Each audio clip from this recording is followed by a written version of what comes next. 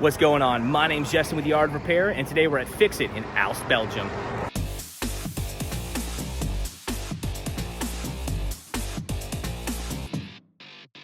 Heck yeah, let's do it, you know what I'm saying?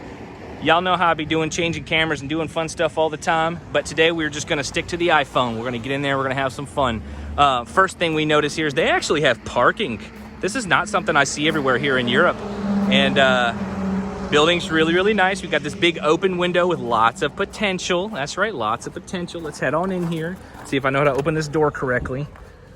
All right, and first and foremost, you guys are gonna notice that right now the shop's, it looks a little bit plain, but you said you've only been around for about a year now here, and you're still trying to kind of figure out what exactly you wanna do here in the shop. So we're not gonna comment too much on that today. If you guys see anything that they can do, throw it down in the comments. They're looking for all kinds of ideas.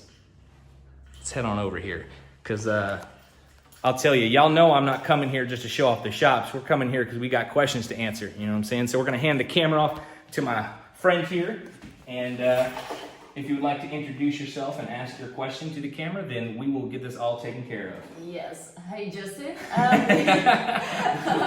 We contacted you because we want to know if there is anything in our workflow here or in the process that we can improve to improve actually the feeling of our customers, the whole process, and to know how to connect better with that.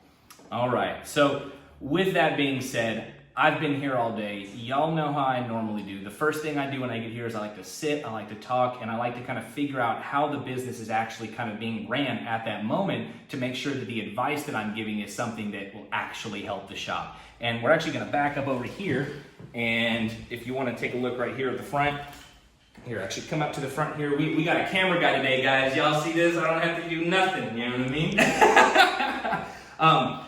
The one thing that I noticed when first coming in here and having a discussion with the shop, the technicians, so on and so forth, was that like a lot of other one-man army type shops, it all comes down to the actual one person who's working here to try and like get everything dealt with themselves, from the phone calls to dealing with the customers as they come in. Every little detail is handled by one person. And you know, the truth is, guys, it can't stay like that. And for people to be able to run their shops properly, they're gonna need to scale out. So for me, part of looking at the process of your repair shop is also looking at the capabilities of your repair shop, right? So with that, we talked a lot about, you know, what actually is happening at the fundamental level of your repair shop. And we came to the conclusion that the person in here needs a shield, not just one shield, but two shields. What is that, and how does that have to deal with the entire process and everything we're trying to deal with today? Well, what that means is that whatever you need to do to get somebody between you and all those other people needs to be happening first. This is the biggest thing that I see happening here right now. There's an issue is that the technician basically just is unable to get any work done. He's completely inundated from the beginning to the end with phone calls, with people coming in. He can't actually get the work done. So the first part of the process that needs to be fixed here is that you need to shield this employee or this technician from that. I think that getting somebody that can at least answer the phone locally, maybe hiring somebody in your local immediate area and training them on just a remote position, because we are in 2021. That means that remote positions are available worldwide. You can do all kinds of fun with them. It's not like back in the day where saying, hey, you should hire somebody to answer the phones was kind of weird. It's not weird anymore. We can do that kind of stuff now. So getting somebody to kind of shield from the phone calls, right? By the way, if you don't mind giving me a minute or two before we move on, let's talk for a second. My name's Justin from the Art of Repair, and I'd like to show off some footage from the repair course I'm currently doing in the Netherlands. It's a culmination of all my channel content plus unreleased techniques and knowledge brought together in a start-to-finish type scenario where I make sure you don't miss anything important and you learn the skills needed to grow as an electronics repair tech, be it in my level 1 or 2 course or even in my level 2 to 3 bootcamp course. This right here, this is the Art of Repair course that everyone's been asking me about doing for the last few years. So, a little about the course. Like I said, there will be a level 1 and 2 course, which will cover the software as well as the proper staging and technique required to take apart and put together really anything you want. This basics course contains a surprising amount of fundamental level 3 training and science that I think that, you know, most other schools just kind of leave out. I'm putting it all in there because I believe in teaching repair through a level 3 lens. It's a pillar of the art of repair methodology. Now, I think more interesting to most of you will be my Level 2 to 3 course, which overlaps the last class with a primer on aspects of Level 2 repair that directly correlate to your Level 3 skills. You will learn the hand skills needed to complete most of the soldering repairs you encounter, as well as truly understanding why I think my techniques are a true art form. Alongside turning you into a soldering artist, you'll learn enough electrical theory to get you around town and back out again. You will be surprised how far understanding a few simple concepts will fully change your repair game. Honestly, I can't even wait to teach these courses because it allows me to be my authentic self and share with the repair community. I really hope to see you in there. To answer the phones was kind of weird. It's not weird anymore. We can do that kind of stuff now. So getting somebody to kind of shield from the phone calls, right? And then, if possible, have somebody secondary come in maybe a little bit down the road and start to actually do the Level 2 repairs and answer the questions and do things with the customers up front to shield you from the actual basic work is kind of the next step here, okay? Now, with that, I did take a look at their actual flow process going from check-in all the way to check-out, and I did see a couple things that I think can be improved upon. First and foremost, when somebody comes in your shop, we did, as soon as we started this video, we talked about the potential of what's going inside here. And what that really boils down to is you want to make your process like a show, okay? And what I mean by that is you've got to give people a reason why they want to come here. You want to take your clients and you want to turn them into fans, okay? It's easy enough just to get somebody in here one time and fix their phone, but you want them to come back again. You want them to bring their friends, their family, anybody possible, right?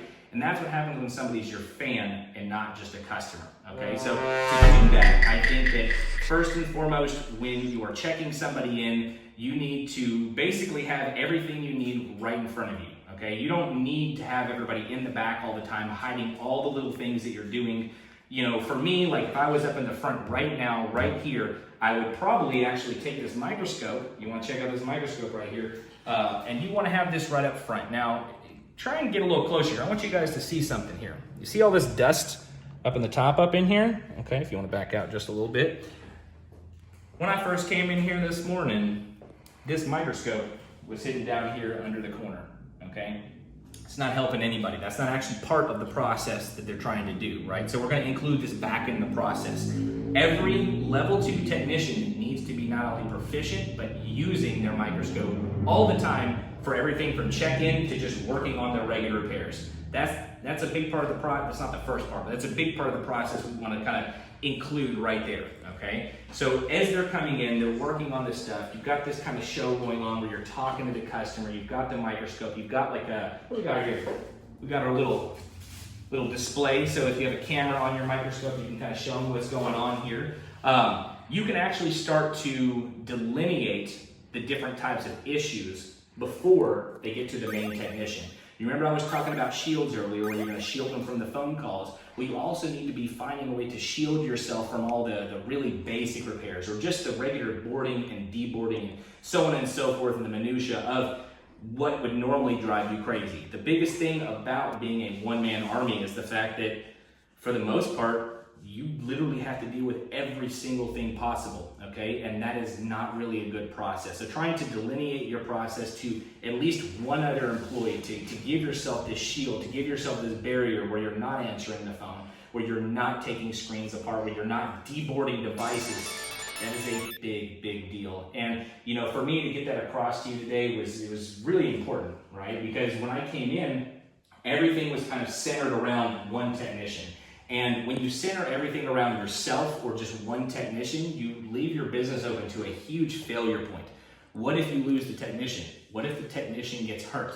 Your whole business goes down the drain. So a big part of this process is bringing in these extra employees to try and grow your business. I do believe that kind of covers like the front end up here. So for the most part, I would say that's a really good process that you can implement right off the bat. Is just shielding your main employee and having them go through those basic functions without them. Being able to have a microscope up front where your technician can see, where they can check things in, getting it into the computer.